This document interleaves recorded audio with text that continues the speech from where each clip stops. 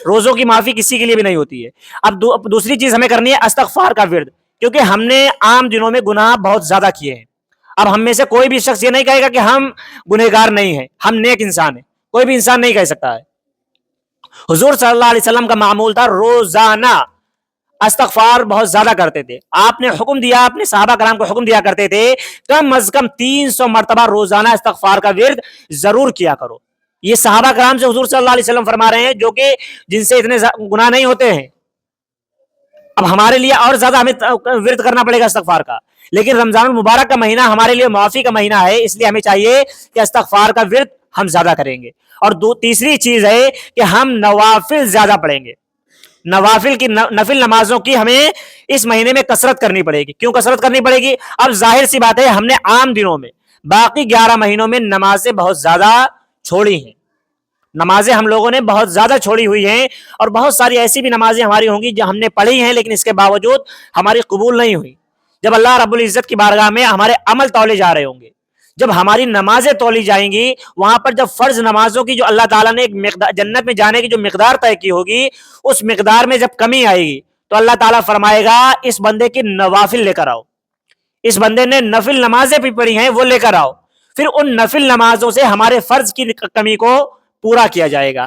جب ہماری کمی وہ پوری ہو جائے گی نوافل کے ذریعے سے، تب ہمیں جنت میں جانے کی اجازت ملے گی، ورنہ ہمیں جنت میں داخلہ بہت مشکل ہو جائے گا۔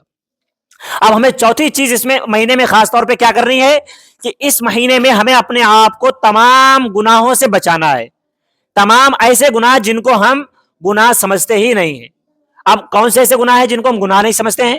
سب سے ان میں جیسے کہ کسی کی دل آزاری کرنا، یعنی کسی کا دل دکھانا، کسی کی مذاق اڑانا، کسی کا دل دکھانا، یہ چیزیں ہم کوئی بڑی بات نہیں سمجھتے۔ ہنسی مذاق کرنا، ہنسی مذاق میں ہم لوگوں کا دل دکھا دیتے ہیں۔ یاد رکھیں اس مہینے میں ویسے بھی ہمیں خاص طور پہ ان چیزوں سے بچنا چاہیے، لیکن اس مہینے میں ہمیں اور زیادہ اس چیز کا احتیاط رکھنا پڑے گا کہ کسی کی بھی دل آزاری نہ ہو، کیونکہ مذاق وہیں تک اچھا ہوتا ہے جہاں تک کسی کا دل نہ دکھے۔ جہاں پر کسی کی دل آزاری ہونے لگے، جہاں پر کسی کا دل دکھنے لگے، پھر وہ مذاق نہیں رہتا ہے بلکہ ایک گناہ بن جاتا ہے۔ اس لیے خاص طور پہ اس مہینے میں یہ چیزیں بھی ہمیں دھیان رکھنی پڑیں گی۔ اور پانچویں چیز کا ہمیں خاص طور پہ یہ چیز دھیان رکھنی ہے کہ ہم مسجد میں زیادہ سے زیادہ رکیں، مسجد میں ہم زیادہ سے زیادہ اپنا وقت دیں۔ ظاہر سی بات ہے جب ہم مسجد میں بیٹھیں گے، مسجد میں بیٹھ کر اگر ہم خاموش بھی بیٹھیں گے، کچھ نہ بھی پڑھیں گے، تب بھی ہمیں ثواب ملے گا، لیکن اگر ہم باتیں کریں گے مسجد میں بیٹھ کر تو اس کا ہمیں گناہ ملے گا۔ مسجد میں بہتر ہے کہ آپ استغفار کریں۔ مسجد میں آئے ہیں نمازیں پڑھیں، نماز کا وقت نہیں ہے آپ تسبیح لے لیں، تسبیح پڑھیں، تسبیح ہاتھ میں نہیں ہے تو ہاتھوں پر اللہ کا ورد کریں، کچھ بھی نہیں ہے تو آپ خاموش بیٹھیں، خاموش بھی بیٹھیں گے تب بھی رمضان المبارک میں مسجد میں بیٹھنے پر آپ کو ثواب ملتا رہے گا۔ لیکن اگر ہم مسجدوں میں بیٹھ کر باتیں کریں گے تو پھر اس کا ہمیں گناہ ملے گا۔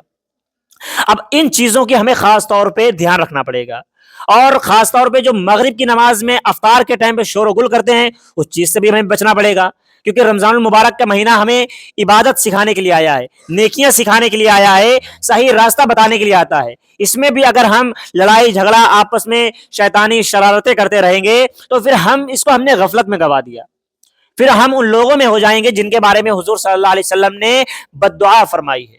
حضرت جبرائیل علیہ السلام نے بد دعا فرمائی تھی کہ ہلاک و برباد ہوا وہ شخص جس کو رمضان المبارک کا مہینہ ملا اور وہ اپنی مغفرت نہ کروا سکا۔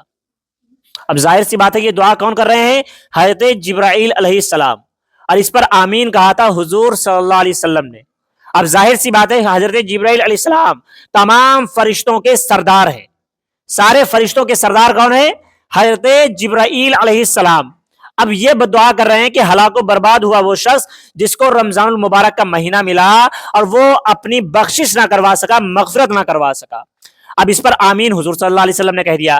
اب ظاہر سی بات ہے حضرت جبرائیل علیہ السلام کی دعا پر ان کی دعا قبول ہونے پر کسی کو بھی کوئی شک نہیں ہو سکتا ہے، وہ ظاہر ڈائریکٹ اللہ تعالیٰ سے بھی کہہ دیتے تب بھی اللہ تعالیٰ قبول کر لیتا، لیکن انہوں نے دعا اس لیے کی کہ ہمیں معلوم ہو جائے، ہم اس چیز کو سمجھ سکیں کہ ہمیں معلوم ہونا چاہیے۔ اب اس پر آمین حضور صلی اللہ علیہ وسلم کا ہو گیا، یعنی اب اس بات کی پکی مہر لگ گئی کہ جو شخص اس مہینے کو پائے اور اپنی بخشش نہ کروا سکے وہ ہلاک و برباد ہو جائے گا۔